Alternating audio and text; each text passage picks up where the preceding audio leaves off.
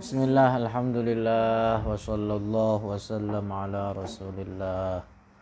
Allahumma la sahla illa ma ja'altahu sahla wa anta taj'alul hazna idha syi'ta sahla. Allahumma 'allimna ma yanfa'una wanfa'na bima 'allamtana wa zidna 'ilma wa na'udzu bika min hali ahli nar. Allahumma rizqna al-ikhlasa fil niyyati wal qawli wal 'amali. Nakhlisu niyata lillahi ta'ala. Bismillah. Qala al-muallif rahimahullah, mas'alatun yaqulu ba'dun nasi. Jadi sekarang kita kembali akan membahas kelanjutan dari pelajaran yang kemarin, mencakup permasalahan lain yang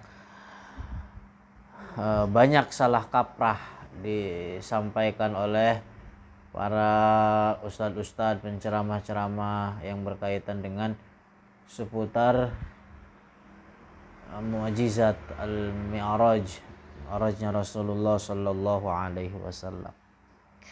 Jadi ada sebagian orang yang mengatakan bahwa innar rasula, katanya bahwa ketika Rasul lamma wasala fil mi'raj, ketika mereka sampai pada mi'raj, di dalam mi'raj, ketika Rasulullah sampai di dalam mi'raj, ila makanin, kepada suatu tempat, fawqas sama'is sabi'ati, yang berada di atas langit ketujuh.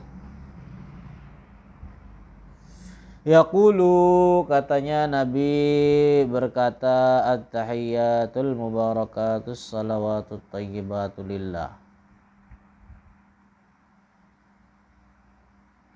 Faqala lahu ta'ala, kemudian katanya dijawab oleh Allah, assalamu alayka ayyuhan nabiyyu wa rahmatullahi wa barakatuh. Faqalatil malaikah, kemudian para malaikat berkata, assalamu alayna wa ala ibadillahis salihin. Ini kisah nggak ada dasarnya. Yang kedua, di dalamnya menafikan tauhid, mentashbihkan Allah dengan makhluknya, mengatakan bahwa kalam Allah sebagaimana kita ketahui bahwa sifat kalam Allah bukan huruf, bukan suara, bukan bahasa. Jadi itu satu cerita di dalamnya rusak, menafikan tauhid, bahkan di dalamnya mentashbihkan Allah dengan makhluknya. Yang kedua. Yang ketiga, bahwa salat itu belum disyariatkan kepada Rasulullah. Jadi salat baru diajarkan oleh malaikat Jibril terhadap Rasulullah di esokan siang harinya setelah perjalanan Mi'raj. Mi'raj malam kan? Isra dan Mi'raj terjadi di malam, sebagian malam.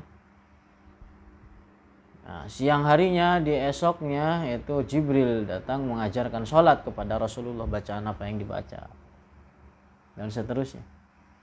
Jadi belum ada syariat sholat. Ini mengambil apa? Bacaan tahiyat. Ini cerita ya, nggak berdasar begitu. Pernah ada cerita banyak. Jadi saya pernah kemarin ngisi majelis di masjid. Ketika Isra Mi'raj saya ceritakan kisah ini, bahwa ini adalah cerita nggak berdasar begini-begini, meskipun disampaikan oleh bagian yang mau disebut dengan ustadz. Kenapa? Jelasin tauhid. Oh iya juga ya, katanya mereka.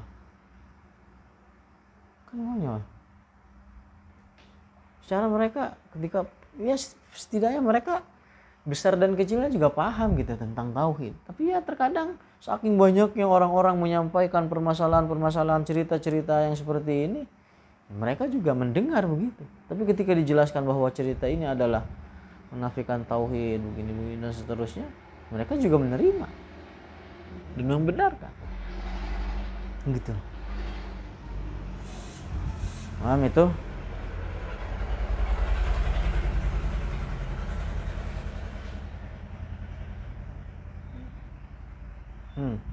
Terus ar-raddu bantahan. Hadzal hiwarul maz'um la asasa lahu minas sihah. Jadi percakapan ini katanya Rasulullah mengatakan kemudian ditimpali oleh Allah, dijawab oleh para malaikat. Jadi percakapan yang ini la asasa lahu, tidak ada dasarnya, minas sihhati, dari kebenaran. Jadi cerita tak berdasar. Wah, bagaimana kok bisa menyebar begitu kesesatan yang seperti ini? Subhanallah.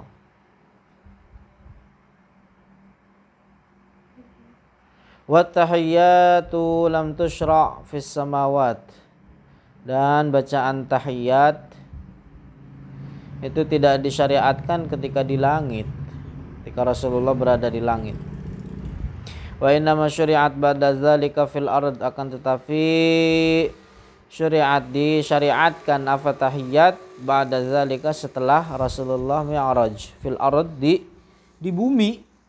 Jadi sekalinya Jibril datang mengajarkan sholat. Di dalam perjalanan mi'raj ya Rasulullah mendengar terhadap kalam Allah yang bukan huruf, suara dan bahasa, dan faham. Dari hal itu Rasulullah perintah untuk melaksanakan sholat. Tapi meskipun demikian keesokan harinya baru diajarkan tata caranya, gerakan dan bacaannya oleh malaikat Jibril. Bimuddatin minaz zaman, jadi seukuran dari waktu. Ya, ada seukuran waktu diajarkan setelah perjalanan mi'raj. Wa fi hadhil qissati, dan di dalam cerita ini tashbihun adalah mengandung unsur tasbih, menyerupakan Allah dengan makhluknya, menafikan tauhid. Tajsimun lillah adalah menetapkan akidah tajsim, meyakini bahwa Allah adalah berupa benda. Wa huwa yunafit tauhid, yang mana ini semua adalah menafikan tauhid.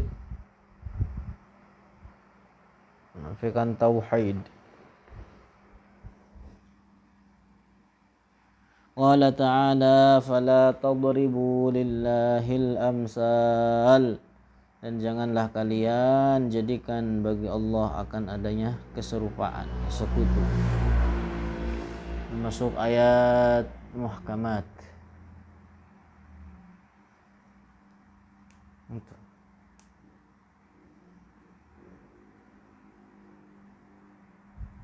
Paham itu? Jadi harus dipahami bahwa kisah ini adalah tidak berdasar, menafikan tauhid. Wallahu a'lam bishawab.